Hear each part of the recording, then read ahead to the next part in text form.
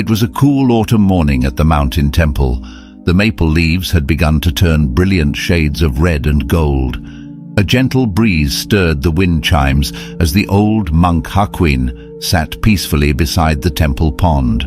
A young monk named Taro approached Hakuin. "Master, I'm troubled by the idea of impermanence. How can I learn to accept change when suffering and loss seem so unfair?" Hakuin gazed calmly at the pond. "Come, Taro, watch the fish swimming in the water. What do you see?" Taro peered at the large orange carp gliding gracefully through the pond. "I see that all life flows according to nature's rhythms. Though the fish moves steadily through the water, it cannot remain in one place forever." Hakuin nodded. "Yes, change is the current in which we all swim. If the fish struggles against the water, its suffering increases, but if it relaxes into the stream of life, change carries it effortlessly along." He scooped one of the fish up in a net and placed it on the grass. The fish flopped helplessly, gasping for breath. "You see how the fish suffers when removed from its familiar element? Our suffering comes not from change itself, but our resistance to change." Taro watched the fish struggle, its scales glinting in the morning sun. After a few moments, Hakuin gently returned the fish to the pond. It swam away smoothly once more. "All things are impermanent, Taro," said Hakuin. "The trees, the temple, you and I, we will all pass from this world in time. Change is woven into the fabric of life itself. The tighter we cling to things as they are, the more we suffer."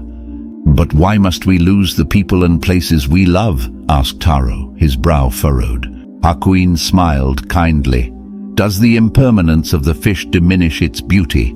Do the maple leaves not blaze with color before they fall? Appreciate each moment just as it is, and you honor the nature of life." Taro looked uncertain. "I want to embrace change, as you say, Master, but how do I let go of my attachments?" "Start by observing your mind," said Hakuin. "Notice where you resist life's currents. See how your struggles create unease.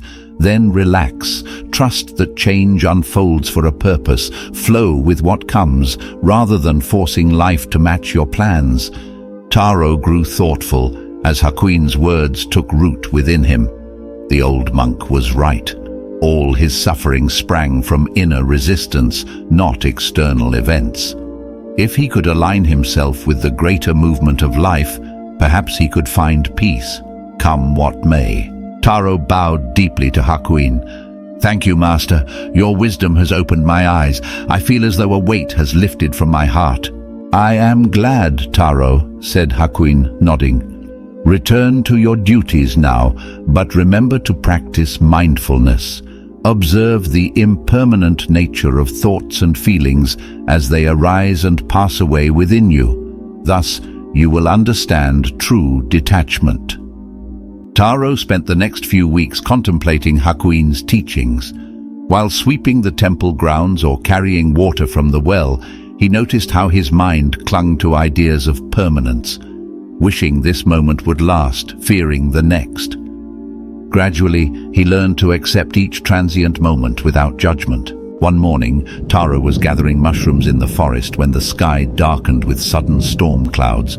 As cold raindrops pelted down, his first instinct was to run for cover. But then he paused and recalled Hakuin's wisdom.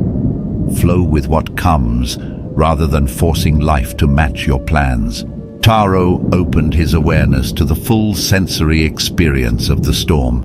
He felt the chill rain soaking his robe, heard the rumble of thunder, saw mist rising from the earth. He breathed deeply, allowing the unpredictable beauty of the moment to unfold around him. After the storm passed, Taro returned to the temple transformed. He saw now that resisting life's changes only bred sorrow. Each temporary experience held its own fleeting perfection. Years later, as Taro became old himself, students would seek his guidance just as he had once sought Hakuin's. They found him sweeping leaves in the temple garden. "Wise master, how can we find equanimity in an impermanent world?" they would ask.